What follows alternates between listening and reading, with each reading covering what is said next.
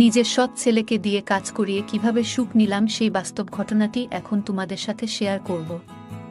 যদিও এই সব ঘটনা কারো সাথে শেয়ার করা উচিত না, তারপরে ও তোমাদের সাথে শেয়ার করছি। তো ভিডিওটা শুরু করার আগে তোমাদের কাছে আমার একটাই অনুরোধ, তোমরা যারা এখনও আমার চ্যানেলটি সাবস্ক্রাইব করো নাই, তারা এখনই ভিডিওতে একটা লাইক দিয়ে আমার চ্যানেলটি সাবস্ক্রাইব করুন। তো চলো তাহলে ঘটনাটি শুরু করি।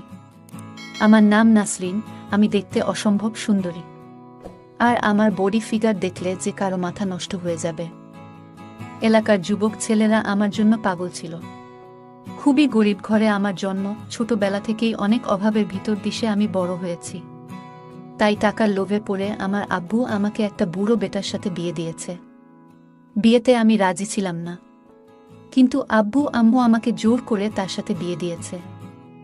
আমার স্বামীর অনেক টাকা পয়সা, তার বয়স প্রায় 55 বছর। তার আগের বউ মারা গেছে, কিন্তু সেই পক্ষের একটা ছেলে আছে, আর তার নাম রাজীব, তার বয়স 20 বছর। আমার আজকের ঘটনাটি সেই ছেলেকে নিয়ে। যাই হোক বন্ধুরা, আমি মনে অনেক কষ্ট নিয়ে বাসর ঘরে প্রবেশ করলাম। বিয়ে তো হয়েই গেছে, তাই এখন আর কিছুই করার নাই। এই লোকটার সাথেই আমার সারা জীবন কাটাতে হবে।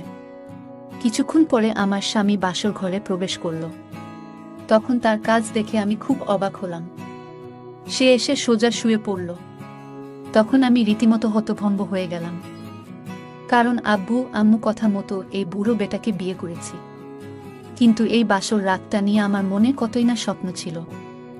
আমাকে আমার স্বামী এই বাসর রাতে অনেক আদর সোহাগ করে আমার মন ভরে দেবে।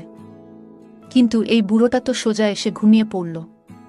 সেই রাতে মনে অনেক কষ্ট নিয়ে আমি ঘুমিয়ে পড়লাম, কারণ আমি তো নতুন বউ, তাই তাকে কিছু বলার সাহস আমার হলো না। পরের দিন সকালে ঘুম থেকে উঠে আমি নাস্তা তৈরি করলাম। আমার স্বামী একজন বড় ব্যবসায়ী, তাই সে নাস্তা করে তার ব্যবসায়িক কাজে বাসা থেকে বের হয়ে গেল। তারপর আমার সৎ ছেলে আসলো নাস্তা করতে। সে নাস্তা করতে করতে আমাকে প্রশ্ন করল, আম্মু বাসর রাত কেমন কাটল? ছেলের মুখে এমন কথা শুনে আমি একটু হতভম্ব হয়ে গেলাম। আমি তার কথার কোনো উত্তর দিলাম না। তখন সে আবার আমাকে বলল, তুমি এত সুন্দরী, কিন্তু তুমি কেন এই বুড়ো বেটাকে বিয়ে করেছ? তুমি এই বুড়োটাকে বিয়ে না করে আমাকে বিয়ে করলে সুখী হতে। এই বুড়োটা তোমাকে কখনো সুখ দিতে পারবে না। আমি ছেলের মুখে তার বাবার সম্পর্কে এমন কথা শুনে একটু অবাক হলাম, কিন্তু আমি তো এই বাসায় নতুন, তাই তার কথার কোনো উত্তর দিলাম না। তারপর সে নাস্তা করে কলেজে চলে গেল, আর আমি তখন বসে বসে ভাবতে লাগলাম, আসলেই আমার জীবনটা নষ্ট হয়ে গেল। আমার আগের পক্ষের এই ছেলেটা খুব সুন্দর, তার বডি ফিগার ও সিনেমার নায়কদের মতো। আসলে এমন একটা ছেলের সাথে আমার বিয়ে হলে আমি সুখী হতাম। তারপর আমি বাসার সব কাজকাম করতে লাগলাম। এরপর যখন রাত হলো, তখন আমি খাবার রেডি করে আমার স্বামী আর ছেলেকে খেতে ডাকলাম। তারপর খাওয়া দাওয়া শেষ করে আমি রুমে গেলাম। আজকে আমার খুব স্বামীর সুখ পেতে ইচ্ছা করছে। স্বামীর আদর সোহাগ পাওয়ার জন্য আমি পাগল হয়ে যাচ্ছি। কিন্তু আমার স্বামী আজকে এসে ঘুমিয়ে পড়ল। এটা দেখে আমার খুব রাগ হলো, কিন্তু আমি কিছুই বলতে পারলাম না। তারপর আমি ঘুমিয়ে পড়লাম। এইভাবে আরও কিছু দিন কেটে গেল। এদিকে আমি আমার স্বামীর সাথে একটু ফ্রি হয়ে গেছি। তাই আজকে রাতে আমি ভাবলাম যে কোনোভাবে আজকে আমাকে স্বামীর কাছ থেকে শারীরিক সুখ আদায় করে নেব। তাই তার দৃষ্টি আকর্ষণ করার জন্য সন্ধ্যায় খুব সুন্দর করে সাজুগুজু করলাম।